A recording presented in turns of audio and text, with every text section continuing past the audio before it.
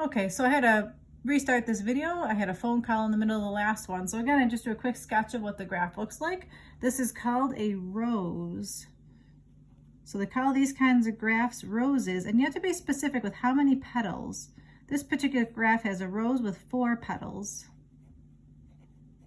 Depending on the values you pick, you might have a rose with 3, 5, 8. You can play around with it. But the criteria to make a rose, you'd have r equals a sine b theta and r equals a cos b theta. So you can play around with that to see what kinds of different roses you can make. I'll go to my r equals and try number 8 here. Theta plus 1. Zoom 6. Oh, that's kind of cool. Zoom 0. And zoom 5. Okay, they call this an Archimedean spiral. There's a mathematician named Archimedes. So it's probably named after him. All right, so there's my Archimedean spiral. Just a quick sketch of it. I'm gonna write down what this is called. Sorry, I'll leave this here. Archimedean spiral, Archimedean.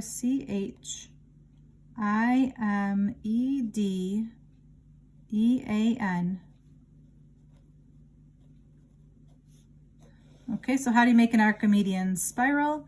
The criteria for this is r is equal to a theta plus b, so there's no trig functions at all, where a has got to be greater than 0 and b is greater than or equal to 0.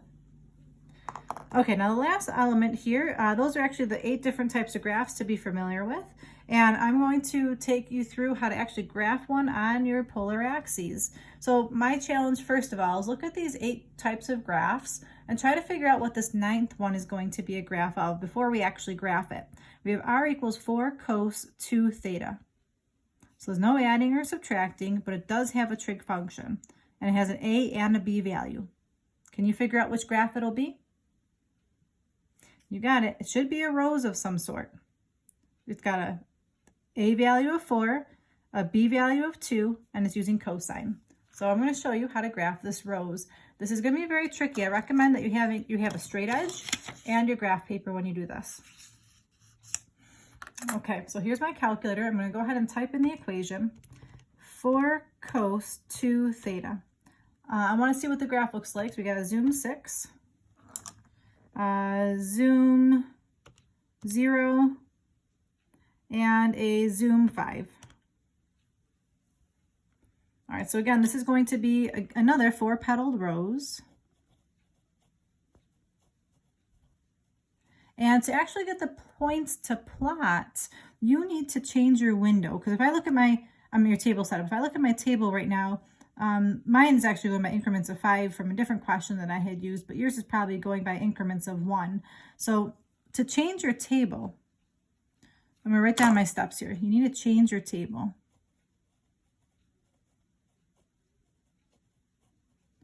You want to push second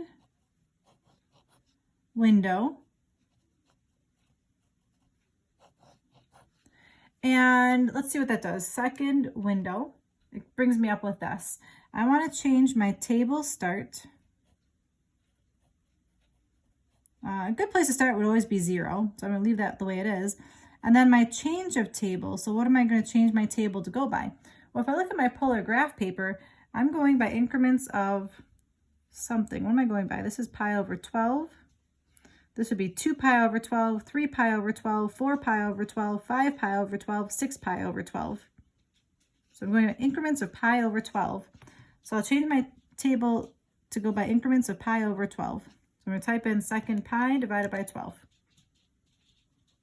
Or if you want to do the alpha y equals key, oops, I wonder if that works. Alpha y equals, nope, that did not work. You have to actually do pi divided by 12.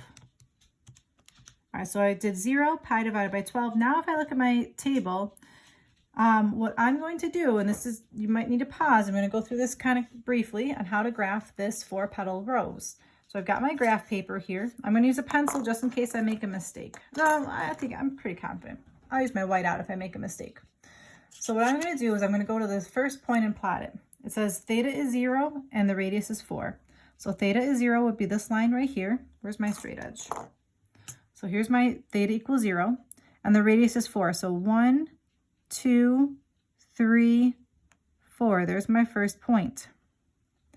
The next point, I'm just going to use my cursor here, would be, this is pi over 12, everybody. Pi over 12 and then 3.46.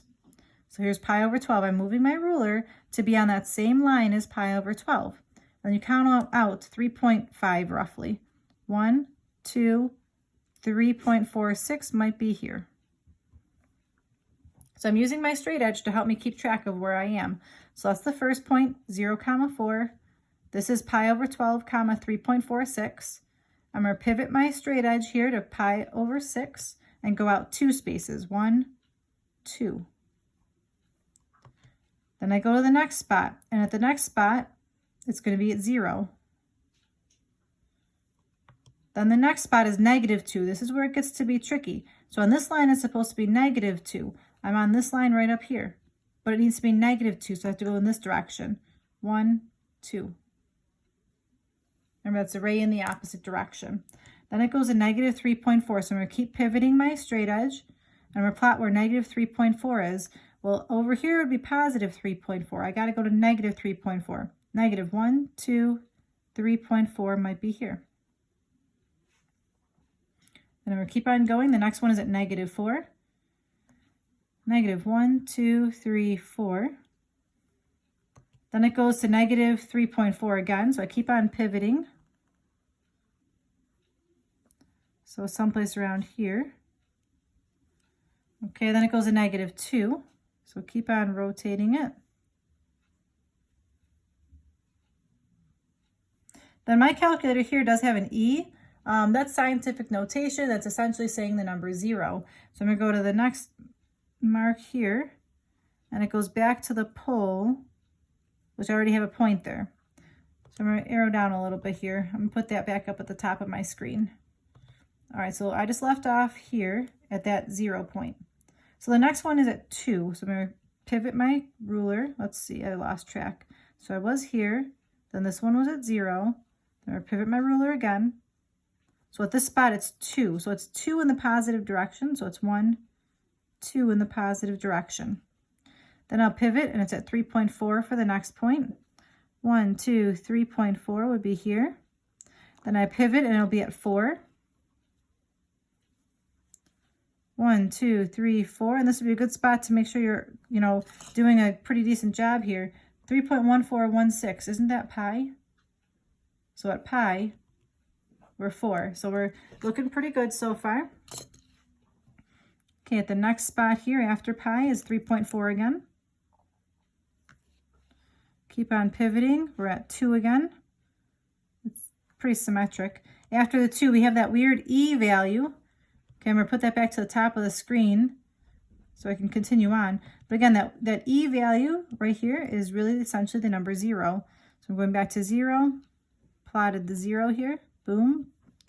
Next one after 0, so I keep on turning. Now I get to the negatives again, -2. So I'm going -1, 2. I'm going over here because I'm technically on this ray, but it says negative, so I'm going this way. And then the next one is -3.4, so I'm going to keep on rotating. -1, 2, 3.4 would be here. Keep on rotating to -4. 1, 2, 3, 4.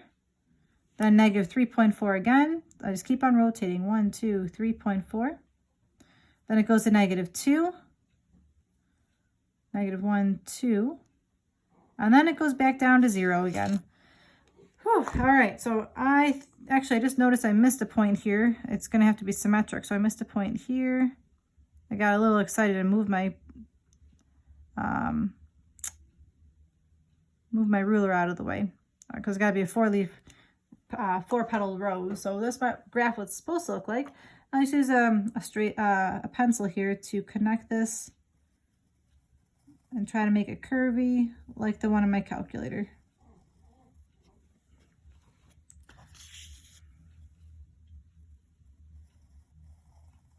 So again, I even noticed that when I was going through it, I got a little bit excited and I stopped making my points with my ruler. But once you have, the start of it, it is symmetric. So I was able to figure out the 2 that I was missing. And this is how you graph a 4 petal rows using your graphing calculator and your table and your polar graph paper. Thank you guys for paying attention and following along the best that you could. I'm going to zoom out so you can see the whole graph, the whole notes. These are all of my notes for today on 13.3 polar graphs and how to name them. So on your homework tonight, it's just a matter of matching the graphs. So here we go. It's homework number 13-3, page 600, numbers 31 to 38, number 39, and number 43. The answers are on page AN-70. And I would recommend having your graphing calculator out to graph them. Or if you want to be even faster, just have this sheet out and just do the matching that way. All right, thank you everybody for paying attention. And until we see you next time, have a great day.